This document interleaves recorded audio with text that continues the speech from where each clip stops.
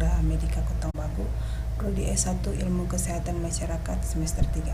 Kali ini saya akan memaparkan materi tentang penyakit diare untuk memenuhi tugas mata kuliah Epidemiologi Penyakit Menular dari Bapak Hairil Akbar, Sarjana Kesehatan Masyarakat, Magister Epidemiologi. Jadi di video ini saya akan menjelaskan tentang beberapa poin. Yang pertama definisi diare, yang kedua epidemiologi, yang ketiga mekanisme terjadinya diare, yang keempat jenis-jenis diare, yang kelima gejala diare, yang keenam penyebab, yang ketujuh cara penularannya, yang kedelapan cara pencegahan. Selamat menonton. Definisi diare merupakan suatu kondisi di mana terjadi perubahan bentuk dan konsistensi pada tinja yang melembek sampai mencair saat buang air besar atau BAB. Jadi seseorang itu dikatakan diare jika BAB cairnya lebih dari 3 kali dalam sehari. Epidemiologi. Berdasarkan data WHO, ada 2 miliar kasus diare pada orang dewasa di seluruh dunia setiap tahunnya. Penyakit diare masih merupakan masalah kesehatan di negara berkembang, seperti di Indonesia, karena mobilitas dan mortalitasnya yang masih tinggi.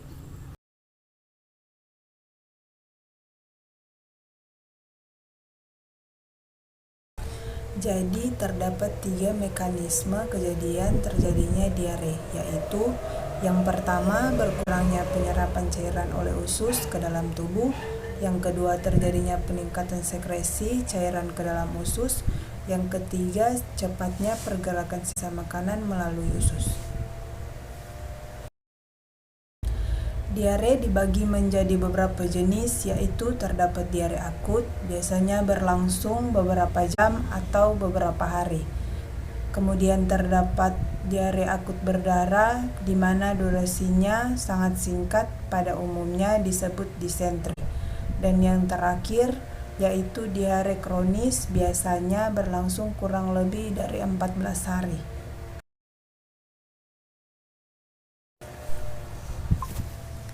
Berikut beberapa gejala utama yang sering terjadi pada penderita diare, yaitu umumnya terjadi kembung atau kram perut, perasaan mendesak ingin buang air besar, konsistensi buang air besar lembek atau cair, dan biasanya disertai mual dan muntah.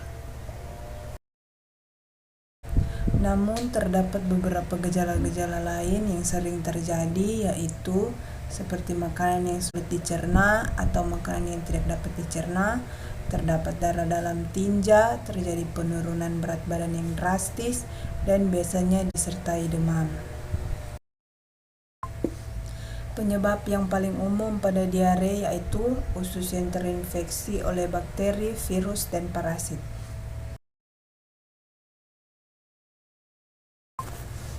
Namun diare juga dapat disebabkan oleh efek samping penggunaan antibiotik, penyalahgunaan obat pencahar, dan malabsorpsi atau sulit menyerap nutrisi.